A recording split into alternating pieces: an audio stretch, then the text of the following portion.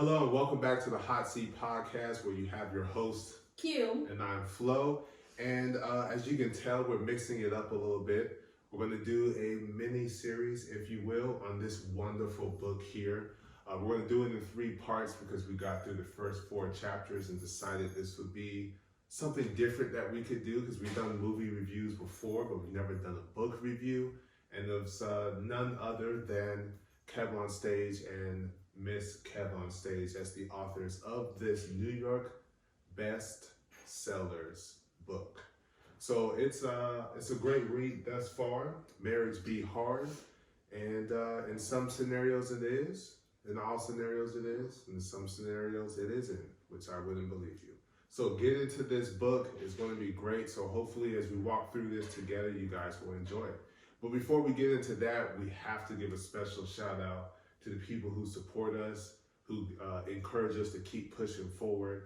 So big love to the Village right there on Patreon that are supporting every month, getting exclusive content that is solely on there and early access to these videos.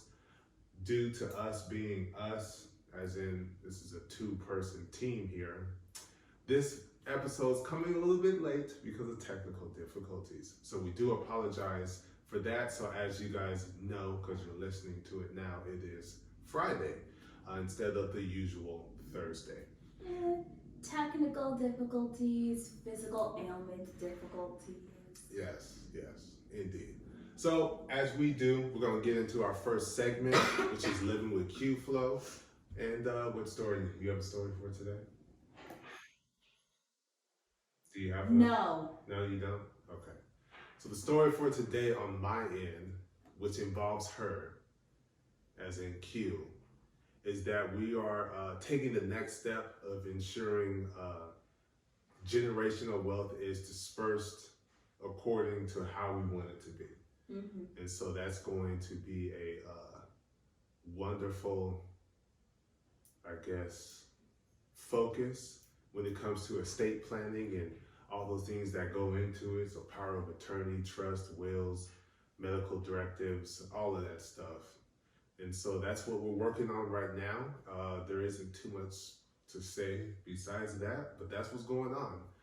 There's not too many stories this week. We've been trying to heal up from being sick, thanks to the kids, so they got to learn the valuable lesson of keeping germs to themselves and being clean and not as lazy, lack of a better term. They have yet to learn that lesson. Well, you can learn lessons more than once. No, because that means you didn't learn it. Well, that means you heard it, or you might maybe have observed it, but you didn't learn it. I guess. Whatever. But yeah, so let's get right on into it. As we said, this is the comedian, the content creator, the CEO, KevOnStage, and his wife, the influencer, co-CEO. They do all things together. They're in business together, entrepreneurs. Started a podcast called The Love Hour. If you don't know, I don't know kind of what's going on, but I guess, everyone has their own world that they live in. So if you just stumble upon this video, check out the Love Hour podcast. It's no longer active. It went on to glory, but the episodes are still there for you to watch. They're still there for you to listen, and there's great content and topics that they discuss and cover for those who are married and those who are working towards marriage. And so this is a great book because they introduce a lot of different stories thus far in these first 4 chapters that we've never heard, because we've been following for quite some time. And so we're just going to get right into the first chapter, which is called Expectations Be Hard. Sorry.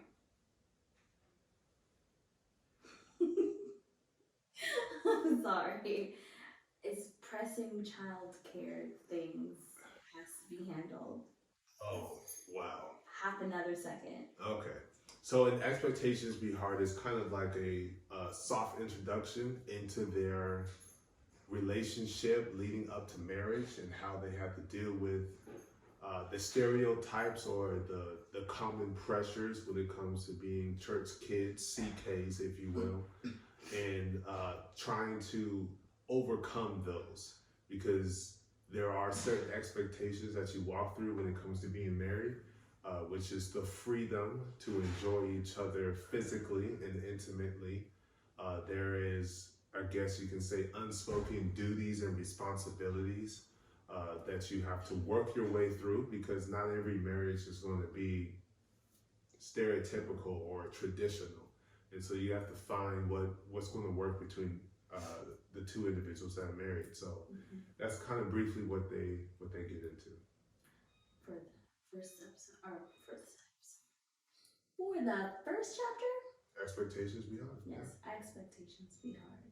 So anything that you want to say on the first chapter? What did you think?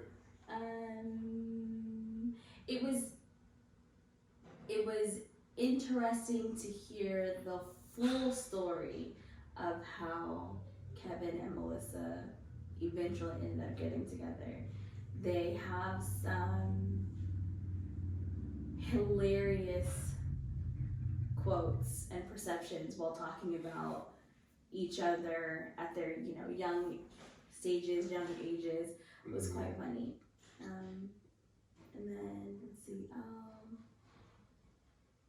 don't know, it was kind of like an overview. I mean, each chapter, the title kind of tells you what it was about. Expectations be hard.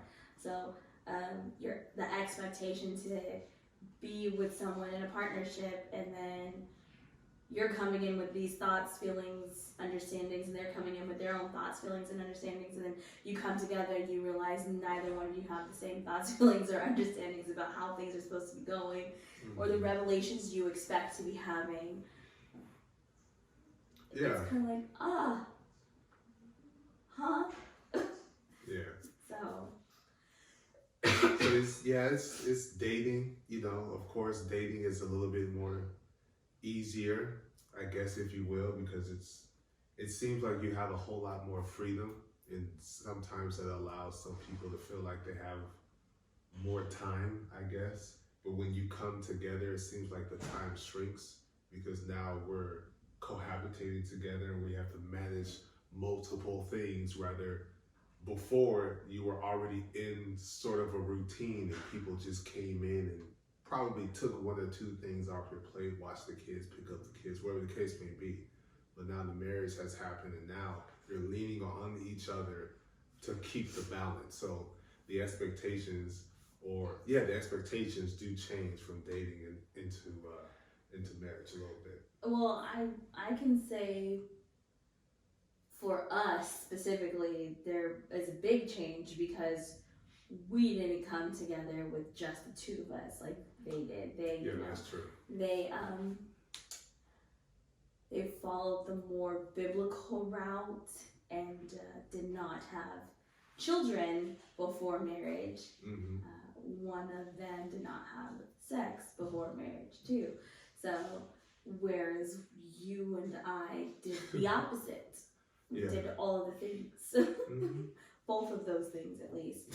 So coming together wasn't just like, okay, these are the things I'm used to doing, how are we going to share? It's like, okay, this is what I do, this is what she has going on, this is how I raise her. Yeah, this is what you do, and this is how she has going on, and he has going on, this is how you like to raise. Okay, how are we going to throw all of this into a pot and make some really delicious gumbo and not just end up with rice water? Yeah. So the cool thing is, at the end of each chapter, whether you're listening to it through Audible or if you're just reading it, that they have some questions that are supposed to be conversation starters to get the two people to be engaged with one another and have those conversations, just, like marriage check-ins or checkups. And so we're just gonna pick one question out of each chapter and go ahead and give you guys our answer. And we would love for you guys to give us your answer too in the comments below. What assumptions did you bring into your marriage? That everything would be the same. That's it. Just Ouch. everything to be the same. I guess in the circles that I ran in or run in, it was more so, oh, it's gonna change when you get married because what you were doing now, you won't be doing when you're married because the woman changes and all of this stuff, and her mind's gonna be in this place and that place, and what you guys are doing now, don't expect that to continue, so that. I expect everything to just stay the same. Stay the same. I'm like, oh yeah, all that, what you talking about, don't worry about it. It's gonna stay the same. We good. We straight. I was wrong though, but it's okay. My assumption was that when you enter into marriage, you are actually, I guess how you say this one. You have what I felt was a baseline understanding of what marriage is and how marriage goes. So like equal partnership, we work together for all things, with all things, and there's never a moment where anyone's blindsided by information about the other, or because we have kids, decision that was at one point decided on together and then one of the parents changes their minds, but only the kids know, so the kids get in trouble. So yeah, I had, my assumption was that was, general knowledge, that these are the things that happen and everybody knows that, so let's go. Cool. Sorry. Hey, that's why I threw in the whole illness thing. Well, he's still getting through it. And so speaking to that effect, that leads us to the next chapter, which is communication be hard, where the idea is, or what she was referring to, just be blunt. We would agree on something, the kids go and do it, and then the next day I'd be like, you know what, this is probably a better decision, and then make that change. And then she finds out the change was made and had no idea. So yeah. Say so. The conversation, kids are all crying because they're all in trouble. I'm like, well, we told you, but Daddy said. Oh. Yeah. But on a more deeper and intimate level, let me get my notes out here because I want to break this down. What we talked about before is we did like a 4th segment, which was honest. We did an episode on open, transparent, and communication. All individual episodes, but for that to even happen, for that honest, open, transparent communication, we believe to even happen in your relationship or in your marriage, is the creation of that vulnerable space. When you walk into that space, you feel like you can get everything off of your shoulders, say what it is that you need to say, and you do so, frankly and respectfully. But I believe in some instances that you have to be courageous enough, like have enough courage within yourself to just jump off the ledge and say what it is that you have to say. Don't let it boil over. Just say what it is and say what it is you need to say respectfully, so that way when you express your words, your partner is actually hearing exactly what it is that you're saying, and therefore effective communication is being displayed. And so I brought that up because communication is hard for a lot of times. I guess it is stereotypical or common for men to be macho man, for us to be Popeye the Sailor Man, just taking the spinach, be strong and be able to fight through anything no matter what. But when it comes to the emotional side of things, we're taught to kind of ignore those things and try to suppress them as best you can. Unfortunately, that's not the healthy way of doing it, and eventually, just like the kettle does, when the water is hot enough, it starts to whistle.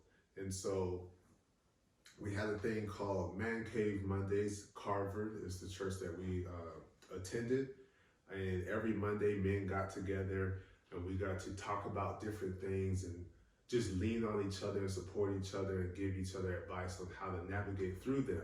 And we did this Facebook Live. And so one of the topic, I forgot what topic it was that we were talking about, but there was overwhelming emotion, I guess, if you will, that just came over me to where I wanted to express something that had been boiling over. And so I did so and talked about depression and talked about suicide. And I felt free after that. I mean, it's finally off my chest. But in that, I also expressed that I probably will get some flack for this because this isn't a conversation that I have had with my wife before expressing this to everyone.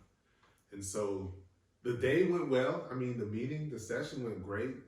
It was, oh, I'm dealing with this, I'm dealing with that, and this is how you can work through this and that. And I identified with that. So it was nice to know that wasn't alone in that feeling and in that emotion, and that encouraged other people to express their side and how they work through it.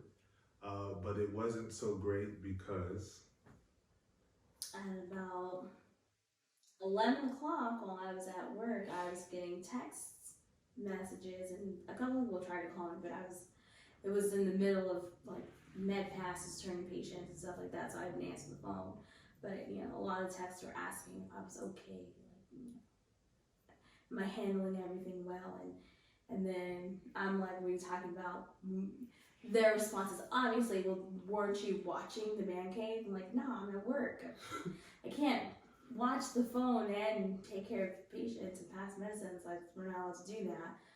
And so when I got my spare moment after all of those things, I had to go back and find the Facebook, what do you call it, post, so I could rewatch. And I kind of fast forward until I saw him talking, and I was like, are you for serious? This is why people were asking me if I'm okay. So then, of course, I tried to get a hold of him, which wasn't easy. I assume he was still in conference with one or few of the men, but he finally did. And he's, can we talk about it later? No, because later wouldn't even matter, because I will also be sleep deprived, and I think that would be a worse outcome than present. So, yeah. Yeah. How did that make you feel? Didn't I already say? I would have been even madder, so I was already mad. Yeah, elaborate on that. How did that make you feel that I did that? I was angered, rageful. I really, really wanted to do what my grandma said and reach to the phone and smack him upside his head. Obviously, that's physically impossible at this point in time. But yeah, and then after, like I said, after having the initial, why would you do that? And I settled down. It was kind of like, so why not just tell me about it? Like, why not have a conversation? Why instead was it a good idea to be on Facebook with a group of men for all the world to see, to share this very special, vulnerable piece of information, literally life-threatening, but with me, as I'm begging you to do any of that, you're like, nah, no, there's nothing. I have nothing to say. And I'm just like, you could have said that. You could have said, literally, you could have said those words. Yeah. And that, I think that stupidity comes from, because mind you, just to give time reference, this was before we got married, this incident happened. It was my idea that when we started talking, me and friends getting closer, that I wanted a baseline foundation and I wanted to set that because I didn't want the past to repeat itself, and I wanted to be comfortable in this situation. So I wanted honesty, transparency, and communication. Now, mind you, what it is that I'm saying, I'm literally meaning that I want. I didn't say I was giving. These are the things that I want. So the more I receive, the more comfortable, I will be in being vulnerable, because being vulnerable is not necessarily easy for me to do, and I can honestly say I didn't do it in any of my other previous relationships. I don't know why you're leaving me. I don't know. Maybe. I don't know. I wasn't there. No, you weren't there. Actually, no. Okay, so let's just say I gradually grew into being more vulnerable with each relationship. So I'll put it that way. Mm. So because they didn't work out, because I'm the one that has had more than one child before marriage, and I guess putting the burden or boulder on my back that, oh, you have 2 failed relationships and 2 failed families that are not connected. This is what I need. I need that HTC.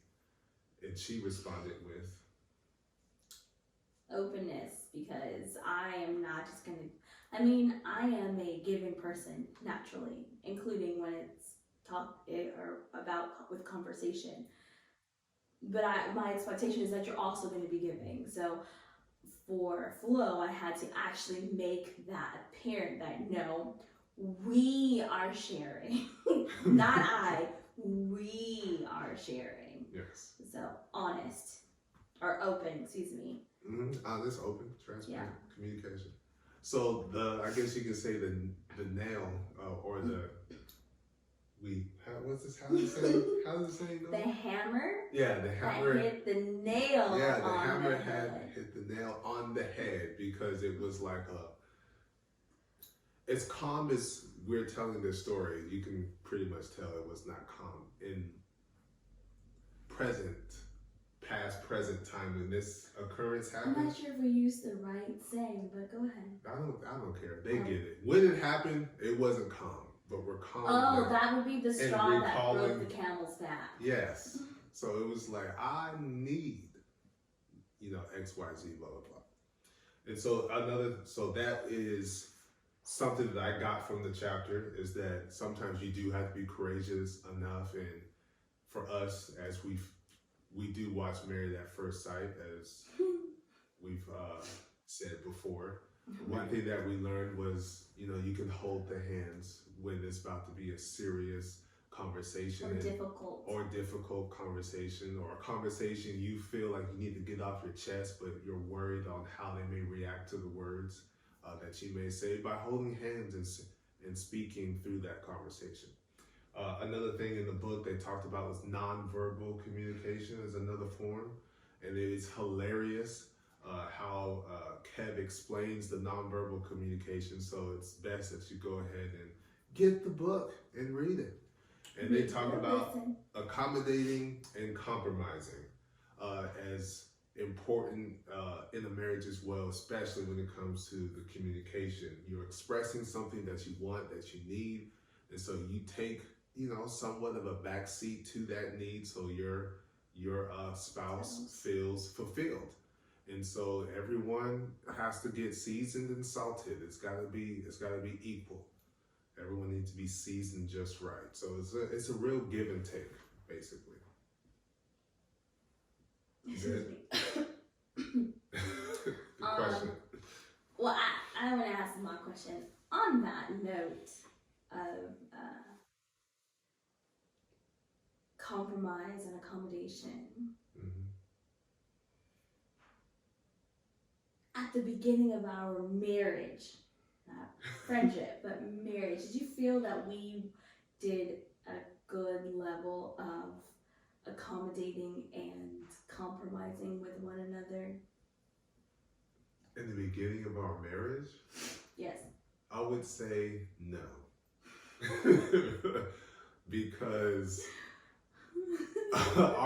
leading up to our marriage, I would say yes, because we were doing the pre-marriage counseling. We're speaking with different groups of people who are married to try to give us real advice, so that way it is a smooth transition, because there is going to be a change. Regardless whether, we're just going to be friends still. Like, the reality is there is going to be a change. You can't be single and free and expect to feel the same way when you have a child next to you, your mind just psychologically changed because the responsibility is different. At least it's supposed to. I guess for everyone it doesn't click that way, but it's going to change. So, Right. and we got married in February of 2020. And so what's that do? And then the pandemic hits. And so dealing with all those different type of stressors, yeah, compromise and accommodate, nah, terrible. That was a rough first year of marriage. Yeah, that was a rough, like, pre-6 months Yeah. of the being together phase, and then the rough first year. Yeah, it was tough. Yeah. It was very, very tough. Oh, I know. Then trying to make it easier by going on trips, and that just made it worse. Yeah, it was not good.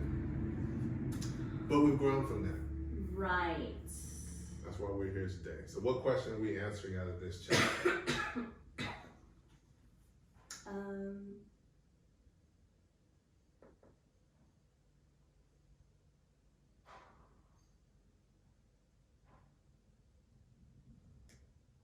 What accommodations do you appreciate your partner having made for you? Why did you say accommodations in the other question? Yeah. What did you choose? I was asking if you thought we did a good job. You said no, which I agree. There was no equality. It was bad. It was a bad job. It was inequality. It was a terrible job. If you could see accommodation and compromise, like physically, if you could see that, you would have saw none. So, I mean, that's how MrsKev would have been. So the question is, what accommodations do you appreciate your partner having made for you? Oh, giving me the space to grow and continue to mature as a young man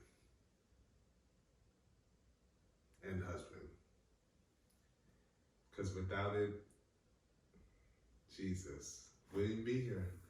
Because I made some stupid mistakes before this, which is the relationship, and before the marriage. So yeah. So without that space, I'd be all alone. No, you still have your kids. I'd be singing, she was my dream girl. Oh, she could have made me happy. But anyways, go ahead. Okay. Now you answer.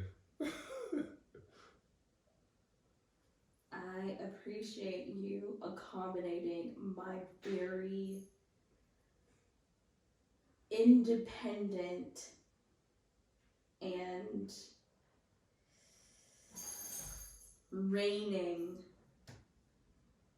tendencies. Reigning? Yeah, reigning. Like authoritative? Yeah. Wow, okay, that's true. Yes, I appreciate that very much. Mm-hmm. Because it definitely wasn't anything that was just going to be gone. So I'm so glad. Wow. Excuse me. So, I mean, communication can be hard, guys, but we believe from a HOTC's perspective, if you implement that, it will make it a whole lot easier for you to be open, be honest in what you're saying, transparently when you communicate. Mm-hmm. Well, yeah, I think that's good. So let's get into this next one. You know, it's kind of what's expected with marriage. I was gonna say one thing that I did get out of this, out of the chapter, that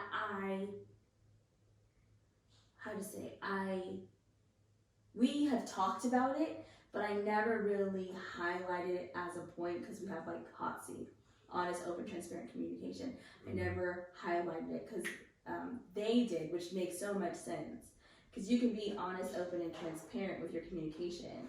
That doesn't necessarily mean it's going to go over well, because you could also be cruel while you're being honest, open, and transparent. That is very true. And so they make a point to say you also have to be kind, which I'm like, yes. yeah, You do, because there's a lot of things like I could say it this way, or I could say it this way. Mm-hmm. Gotta be kind and respectful. Mm-hmm. And so that leads us to our next chapter, which is going to be chapter 4. And so, hold on 1 second, guys. Get out. We're recording. You can wait. And who was down here using the microwave? Making noise. You. Go somewhere. I knew it was you. What is this? Because you stomp when you walk. I actually didn't hear you stomping. I just heard the microwave go. Oh my gosh. Sorry. Something's You going on. ready? Yeah. All right. So I want to express I appreciate it, making it easier, allowing that space. But some things need to be hard, right? And so the good thing about being hard is that there's sex involved, because without someone being hard, you can't have it. But they don't, that's not the extent in which they talk about it in this chapter. It's talking about being, comfortable, having the conversation, likes and dislikes and all of that stuff, and how we, in a sense, have a similar story to them when it comes to that topic of physical intimacy, because the church is pretty much the place where we learn the do's and don'ts, which is don't do it for the female point of view, like don't do it, retain that, hold on to it. As for the guys, it's kind of like if you're able to get them to do it, then it's like a high five, which is kind of weird. Where in instances, we've seen it where the woman gets shamed, shunned, sat down, and the man is still being able to do what all the things he's able to do within the church. So it happens time and time again, all over the place. I would like to know someone who didn't witness that, because it seems like everyone has. Growing up churchy in the church. I would like to amend your statement. We have a similar story as the authors, with we have an understanding with what the authors were saying about sex and how it relates to the church, because we understand for men, it's kind of, or males, it's, you're not supposed to do it. But if you do it, and everyone's got a smile on their face. Whereas for women, it's like, I can't believe that you wore a skirt that wasn't past your shins. Yeah, How dare you? Yeah, but I think based on what you've told me about your past, you've endured the same things that Melissa endured when it comes to certain acts you ain't supposed to do, or being told not to do certain things because it gives off the perception that, so this girl's moving quick or too fast, or yes, you shouldn't wear that. Our church was terrible to, I wouldn't say terrible. Our church I was gonna see where you're going with it. Our church made mistakes when it comes to expressing what you should and should not wear to grown women. Oh yeah, absolutely. It's like, what you coming to church like that for? What? Yeah. They're here. Thank God they're here. But no, I was just saying, as far as the fact that although you and I heard a lot of probably the same things they heard, Yeah. it did not stop us. And then, well, it did not stop me. So that I can relate us to them. So it didn't stop me, and for you didn't feel condemnation. I didn't feel condemnation. I felt the joy of the act. That's all I felt. Exactly. So we didn't have a similar experience in that way. The upbringing, it was similar, and we have an understanding of what they're talking about in there. But yeah, I mean, I was the social butterfly. I've always been told I was a pretty happy person, so I would go around, give people hugs and say hi, and I got stopped on a number of occasions asking, why am I giving all of these men hugs? And I'm like, you're talking about brother so-and-so who plays the piano? Like, what? He teaches me the piano. I don't understand. Why can't I give him a hug? Yeah. We're talking about he's a married man. Now, did this ever happen when we did our intermission, if you will, when you go and greet neighbors and give people hugs? Did they come to you during that time and be like, why'd you hug that person when you're supposed to be hugging and handshaking? No, it was always after. Oh, okay. Like, I would always hear about it after, like, Gotcha. the fact. Like, no one ever was like, you shouldn't be, don't do that. Okay, It was always, always, that's crazy. I would go and hug people, and then after the fact, it was like, he's a married man, why are you hugging all on him? I wasn't hugging all on him. I gave him a hug because he said go and meet and greet your neighbors. So I did that, and then I went on to the next person. I don't understand. What is the problem? Gotcha. So, yeah. Gotcha. So before we answer one of the questions in the book, I actually have a question. Uh-oh. Because it's kind of similar to what was expressed in the book. Mm-hmm. So was there any reservations or intimidation because I was more experienced than you? So, what? so, sorry. Wow, that tickled you, huh? No, the thought that came into my head is what tickled me. Your question was okay. I'm pretty sure what popped in your head, ridiculous.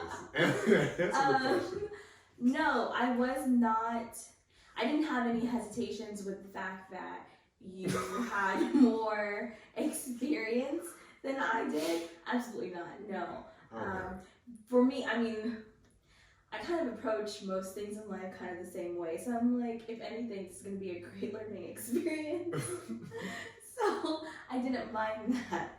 What popped into my head though was like, as you're asking your question, you're like, yeah, but I had more experience. And I'm like, in my head, I was like, you mean that you were, and I'm sure you can fill in the blanks. Yeah. Yeah. So that's why I started laughing like, stop. But no, it didn't cause any concerns, excuse me, for me. Okay. Just like I said, it was more like, well, I mean, like maybe he can teach me something for real. So you were comfortable, or it made you feel comfortable? No, I was comfortable. Yeah. Okay. Yeah, All right. I was comfortable. What's the question? The question is, I'm using chapstick. Sorry, that popped in my head. Why? I don't know. What did I do? That's not the right page, is it? Yes, it is. No, it isn't. Oh, how are you feeling in your body? Why? I You don't want know. to ask a different one? Yes, a Those different one. Okay, I'm gonna read the questions and you be like, They're at the end of the chapter. yeah, I know. This one went to the other chapter. Oh. So it's asking about stoplights, boundaries. Stoplights. I can talk about that one. Remember how you talked about playbooks? If you're venting to another person of the opposite sex, sometimes you can be giving them the playbook to your heart. This isn't a playbook. This is the second half of the manual. No, it's not. I can answer that question. So, what is my stoplights? Yeah, what are your stoplights? Leave my booty alone. Aren't the stoplights the same thing as your brakes? Boundaries? No, I said brakes. No. Brakes are different than stoplights. So then what's a stoplight? For the me, stoplight is red. Yes. Red, yellow, and green. Green Yeah. is we can do these things. Yellow is Brakes are pretty much what turn you off. And so that's Yeah, what they okay. express in the book. When you Okay. stop lights and your brakes. So the stoplight is leave my butt alone. That is a no-no. okay. And I don't have any brakes. Yes, you do. No, I don't. The game. The game. Mm-hmm. Football or basketball. If it's your team, there's no, not happening. It's I mean, not that it's a problem for you because I'm What are usually you watching it talking with about? you. So let's say, Oh, you ready to go on the Warriors and the Heat are playing? yes. Oh, they can wait till later. Lies. Oh, I've already tested the theory. No. No. No, you have not. Yes, I have so too. I will be a warrior in the room, and it will be hot in the room. No. You don't even pick up on the signals. Oh, probably don't. That's what I'm saying. Like that's It's also not blatant enough, I guess. I don't know. Anyways, yeah, stoplights. I can't think of any except the back door. I'm sure there are more. It's usually positional, and it's more so like that position causes me pain, as in like, ow, my back is contorted and my spine is not supposed to do this. No, stop. Other than like, that's usually, I'm just like. Don't I imagine your back is a question mark? But Gotcha. no, I mean like there's not. I think I have more in the yellow category than I do in the red, where it's like we're just no. It's almost fluid. Mm-hmm. All right, so that leads us to the last chapter, which is jealousy. And we're not going to get into it at all because, again, we want you guys to read the book. It's actually cool, it's fun, it's humorous. And so what they talk about in here is a little bit of healthy jealousy.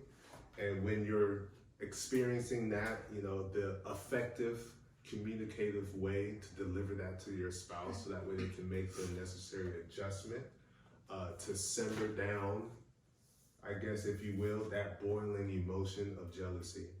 And so from our point of view, I think there was a time where I had your... Wait, before we get into that. What? Do you think you are a jealous person? No. Okay. So I pretty much had... So if you're thinking of like a pendulum, right? So you have the love tanks over here, and you have jealousy over here. So there was a season in which the love tanks that's an interesting. We're 6 feet underground, and the jealousy was sky high. Mm-hmm. And I was feeding the insecurity. I was feeding that emotion because my direction or my focus was on creating stability, if you will, with the Mox, making sure that relationship was solid and good, so that way there isn't any issues on that front, and there isn't I guess you can say the bridge is up to where I can't cross it to get to the kids. So that was the focus, and then go ahead. I'd say it's that insecurity that incites the jealousy is twofold. So your incessant and irritating desire to focus on the Mox whilst also not being jealous in any way, shape, form, or fashion. Yeah, that was the whole thing. It was like, so you're telling me not only are you not focused on me, but those two other ladies, even though I'm here doing all the things, you also are like, psh, anybody can talk to you. It don't matter. So what purpose do I have in your life besides helping with the kids like that? Like, yeah, so that was that was how that went. And yes, it's a very dark and gloomy time. As I said, infuriating. Yeah. 2 points you have. 2 points I'm pretty sure I even shocked Pastor Manuel. Oh, yeah. I mean, but hey, it wasn't like there weren't people there trying to guide me towards it, but some people were just hard-headed. Just wasn't going to do it. Because it made no sense to me. So, yeah. But anyway, like I said at the beginning, giving the space to grow and to mature as a young man and husband and blah, blah, blah, blah, blah, blah, blah, all the things. Yeah, he almost didn't have the space. We wouldn't be here. But anyways. So I hope the first 4 chapter review has been good. Hope we gave you guys a little bit insight on how marriage. So we're not going to do a question? There's a question? I thought we answered the question. No, I asked you a question outside. Oh, okay. And then you Go ahead. Oh, gosh. Oh, well, I guess guess we don't really have to talk about that. Is there a person who makes you feel jealous? Your answer is no. Okay, no. What we're gonna do you feel your relationship is protected? Oh, wait. Let me see. I know, technically that was the one that you chose. The second question is what I was reading. Yeah. Do you feel a relationship is being protected by being penetrated by outside forces? If not, why? Yes, I do feel my relationship is protected by outside forces because in the end, the way is shut. You shall not pass. Are you telling me that I'm such a nerd that nobody else is gonna want to? Is that what you're trying to say? No, I'm just trying to say that. I'm trying to say that, I guess you say in totality, these 4 chapters, I'm about to nerd out just a little bit here. Just allow me this space. We'll see. These 4 chapters kind of reminded me of the Ring of Power. So in the Ring of Power, there's this stone, and this stone is almost like there's light within the stone rather than light being reflected from the stone. And that's what makes it so unique. Mm-hmm. And so it's a very powerful mineral, and it's called mithril. It's one of a kind. And it has this wonderful properties and stuff that it can extend life. But I'm speaking on the uniqueness standpoint that I recognize, like you're like mithril, unique. Mm-hmm. So I'm not going to allow anyone to go into the mountain and start mining for what I feel is unique. So no, the way is shut. Yeah, but the question was, how is it, or, oh no, I guess it says, do you feel it's protected? Yes, it is protected, and I'm not going to allow anyone to enter the mountain to start digging for what I feel is unique and belongs to me only. Your answer? And let's see. I also believe that that there isn't an opportunity for anyone to penetrate our relationship in any way, shape, form, or fashion, especially in such a way to incite jealousy. For one, he does not get jealous, so that's the most obvious reason. For two, with the way our lives are structured, there's so much of us communicating between each other that there's really no opportunities for there to be, any type of emotional affair or anything like that to spark to that could lead to who knows what else, or just the who knows what else. And then also with my natural territorialism. Oh man. Wish we had time to tell you a story about that. That was hilarious. I don't honestly know what he's talking about. But it was cool at the same time. I still don't know what he's talking about. But anyways, with that, it's, I don't know. I think it's pretty much understood that we are a package deal. And unless the both of us say, sure, come on in, it's not happening. Which that's not happening. Because there's a direct